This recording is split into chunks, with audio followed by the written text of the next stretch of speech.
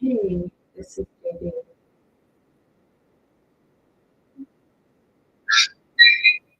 Hey, this is Baby. I was just trying to see if the microphone was working. I haven't been on here in a while, but I just wanted to share a few things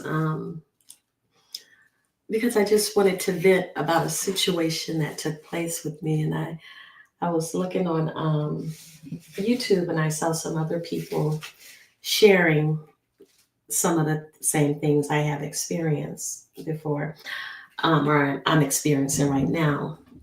So if you look at the title reads Assignment Terminated. I think that's what I wrote. And this is because of travel nursing. I wanted to share this because I wanted to. Sometimes I feel as though if I talk about certain things, I get a new perspective or I just new ideas come to mind or whatever. And then sometimes people can share their thoughts or their feelings about a certain situation. I'm a little hoarse because I pretty much I've been coughing a lot. I had the flu, and it just keeps lingering, and I'm coughing a lot with this flu. So as a result, my voice is a little hoarse. So I've been drinking plenty of water to try and keep everything moist and hydrated. But I came on here specifically for this topic, and I'm not going to stay long.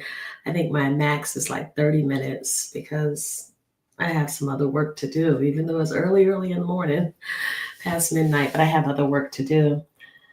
I, hey, red face. But I guess I was a little frustrated. I wasn't upset about what took place with me, but I was a little frustrated. But anyway, I do travel nursing. And I had this one assignment, and I had been at this assignment for over a year. Well, I cut it up, I split it up a little bit, just because when if you're a travel nurse, you can't be in one particular assignment for 365 days because then they would take away your stipends, or they will start to tax your stipends because then they consider you as living in a certain area. So I break it up a little bit, but all in all, I've been at the assignment for over a year. And so recently, it was last month, on the job, this other travel nurse. I work in the field of I work forensic nursing. If you all are not familiar with that, you can look it up. I'm not really going to go into lots of details about it. But so in my assignment, I work with another travel nurse. And last month, the travel nurse, I wasn't there when this took place, but one of the clients that we have, or the patients that we have, they were upset with with one of the travel nurses. So they got upset, and they went to the bathroom, urinated in a cup, and they a piss in the travel nurse's face. And the travel nurse, I guess she was really upset based on she was really upset and she was crying. And when I was told about a situation about another nurse, the other nurse that told me about it, she's like a regular staffing at the place. She's just a regular RN at the place. She's not travel. But when she told me about it, she told me she was crying. It just really hurt my heart. And then she started talking about all the other, people that were there, other staffing that was there when the incident took place. And on my unit, we have our RNs, we have the registered nurses, and then we have our PCTs, like our PNAs, we may call them. Most people call them PCTs. These are the techs that are there to help assist the nurses and assist the patients or the clients. And so, I'm sorry, I should have recorded this versus telling a story. But anyway, so and I asked the nurse who was telling me the story. I'm like, so who was there when that happened? And they were like, well, she was like, well, such and such was there and such and such. I said, oh my goodness, that person, that PCT does not like that nurse, that travel nurse. And I said, I bet they had something. I was thinking to myself, I didn't tell her that. And I was thinking to myself, I bet they had something to do with that. Because sometimes the PCTs or the nursing staff, they can develop relationships with the patient. And as a result, the patients become protective of them, of that nurse or that PCT or the staff member. And they may, they can be influenced by that staff member. And I was thinking that to myself, but then the nurse just came out and told me, I'm supposed to write up a report, like a disruptive, whatever form, to say, what took place and that the PCTs were on the unit discussing that particular travel nurse. And I said, well, are you going to write the note? And she said, no, I'm not writing it, because if I write it, then I may be targeted. And so I said, okay. And she said, then I may lose my job. And I don't have time for it or whatever. But whatever she said she's not going to do it because she doesn't want to be targeted and she doesn't want to lose her job. Mind you, she's of African descent. She's actually, even though she's a regular staff member, she was actually here for like a 2-year period. What do you call them? These they get these foreign workers and they come over here for a certain time period and they get to actually work in the facility until their time is actually up, and either they can go back to their country or they can stay here in the country and just stay here in the country and be work as an American citizen or whatever. I don't know how that works, but she's African. She's from some part in Africa. I'm not going to mention the country. And so I said, I'm sorry, I was just looking at something. And so I just, I kind of let it go. And then I was sharing it with my husband, and he was saying, "Oh, that's wrong." And I was thinking to myself, I should contact, HR or EEO, Equal Employment Opportunity, because just to get some guidance on what to do, because that's not ethically right if they're influencing these patients to throw or do something harmful to the nursing staff because they don't like the nursing staff. So, but before that, prior to that, one of the PCTs, she had told the African nurse, and I overheard them talking, and she told the African nurse that, she does little passive aggressive things with the nurse that got the piss thrown in her face. This was prior to her getting the piss thrown in her face because the travel nurse had written the PCT up for being disrespectful. And so she said when she wrote her up for being disrespectful, they spoke with the unit coordinator. That's pretty much like the smaller person over us. And she said, so we spoke to him, and then the PCT said, yeah, when the RN left out the room, me and the unit coordinator, we laughed about it. And the unit coordinator showed me all the grammatical errors and everything that she had in her write-up. And then later on, a few days later, a week later or so, the piss incident happens when the patient throws the piss in the RN's face. And so I did. I went to EEO.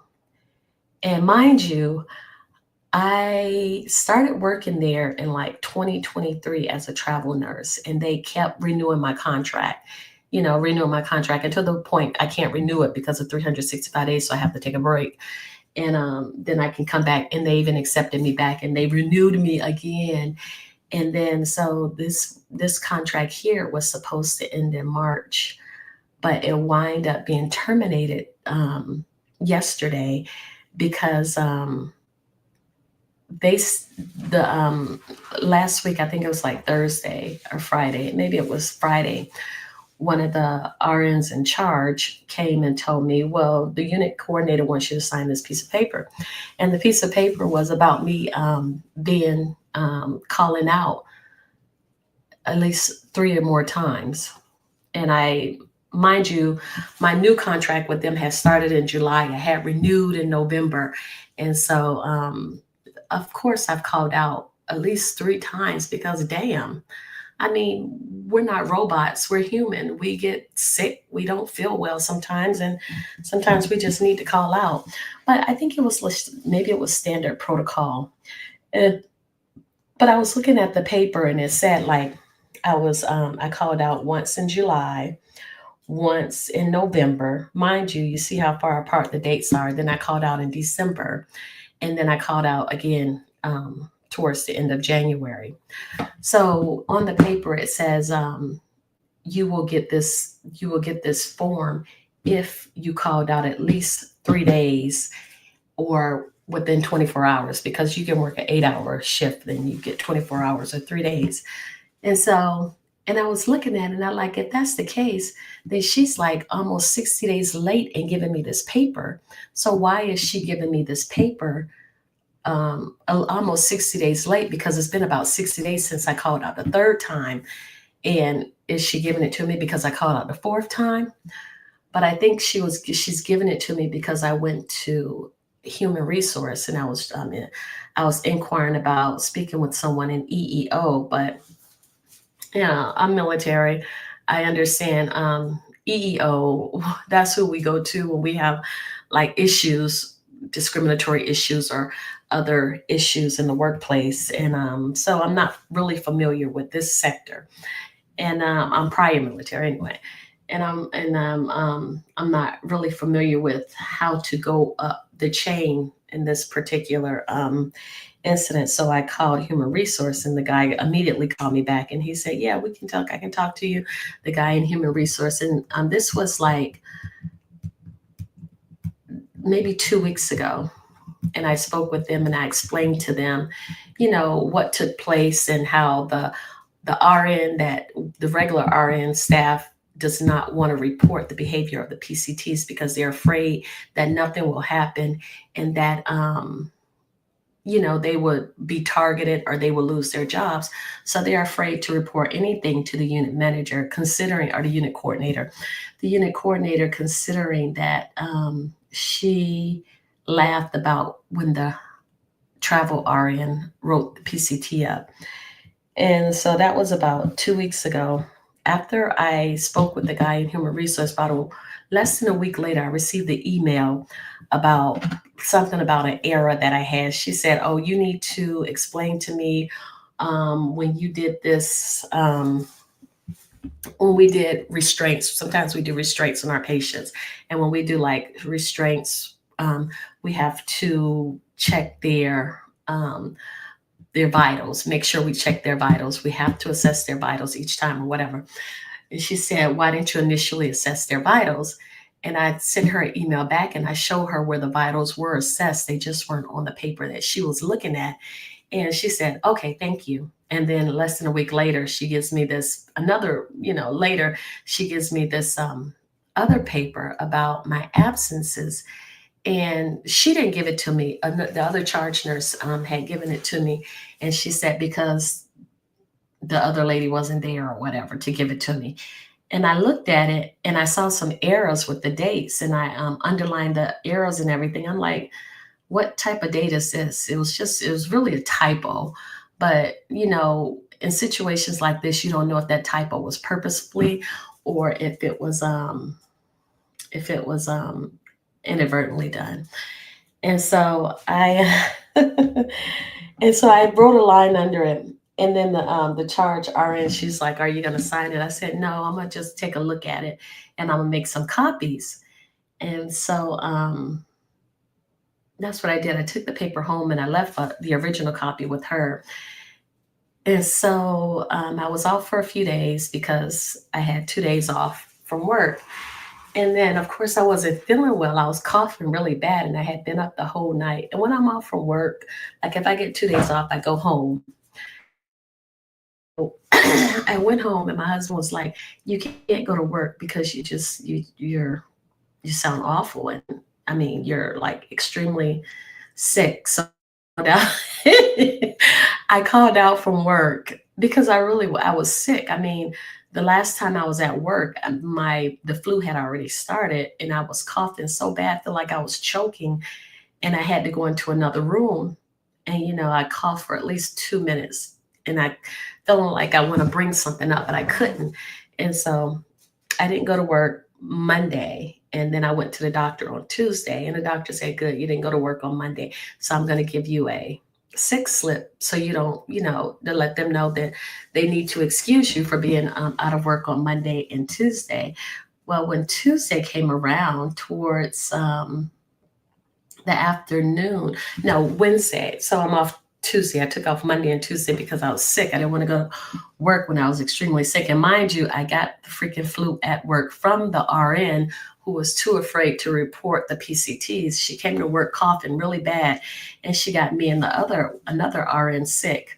But nevertheless, yeah. So Wednesday, I was off Wednesday and Thursday, so I was off Monday, Tuesday, Wednesday, Thursday, and plus I was off the weekend because that was my time off.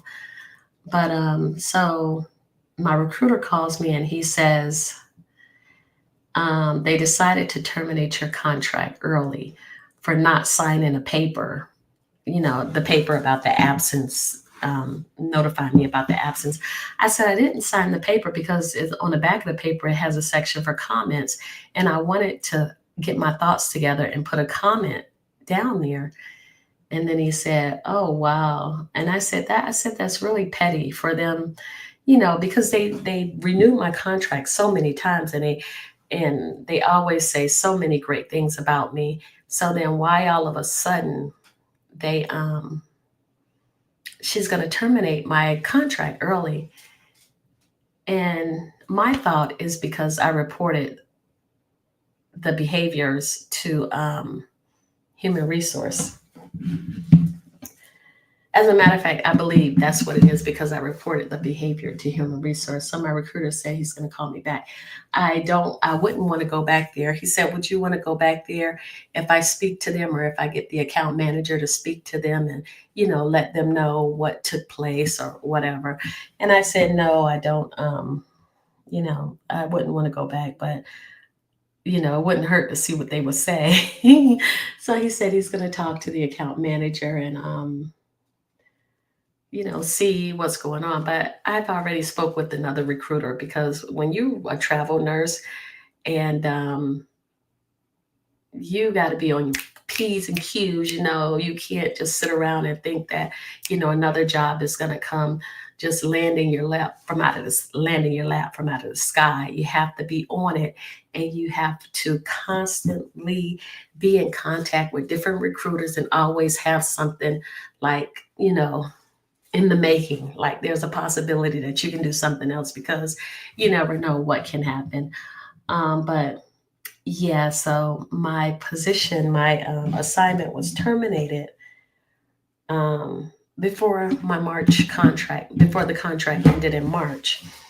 And I really wasn't upset because at this point, it wasn't a super bad place to work because the women that I work with, they were chill, you know.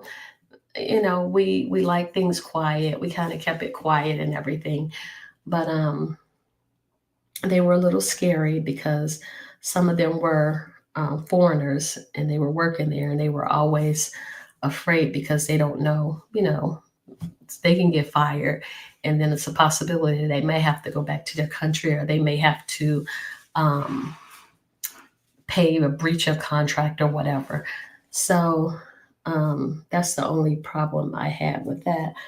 But yeah, but I'm already looking into getting another position with another recruiter. I'm always getting calls and stuff from different recruiters, and I'm always looking for different positions. But my thing is, I believe I was unfairly terminated from this particular position, and that's my whole point of this video. If there's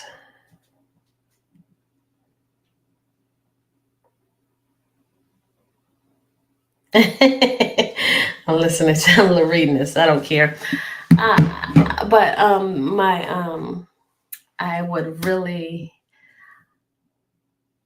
I would really like to get this video connected like with other travel nurses to see if they have experienced something like this before. And I know as a travel nurse, when you go in, sometimes you just have to keep quiet and you just have to go along just to get along. But something deep inside of me just said, that wasn't right. What happened to the lady that had the urine thrown in her face? And I'm just like, someone should speak out. And she wind up, the lady that had the urine tossed in her face by the patient, she wind up not renewing her contract and she's already gone. But yeah, I was gonna say some other stuff. I just kind of got a little thrown off, but that is my story, and I just wanted to share that, and my voice is just messed up because again, I have this lingering. I just really gotten over the flu, and this cough and this sore throat is kind of lingering. So that's the reason for the sore throat. But yeah, and the thing is, the nursing job, it paid pretty good, but the travel nurses, they get paid a decent price. The biggest thing for me with travel nursing is that my stipend is not taxed. So I get a base pay that's taxed, but then I get my stipend, and if I play my hand right, I can save out of that stipend that I get. Say for instance, I get like $1,500 in stipend every week, and that's not taxed. So if I play my hand right, I can find a place to live in that area while I'm there for maybe $900 a month, and so I get to pocket the stipend or whatever. But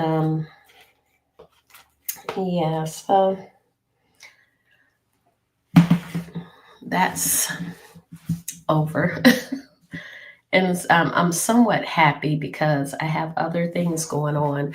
I just finished my master's, and I think I really need to focus on you know getting board certified and everything, and um, just focusing on moving on. I think I was there too long anyway. I think I probably wore out my welcome. But my thing is that with human resource, with the guy in human resource, he said we don't. This damn thing keeps going out.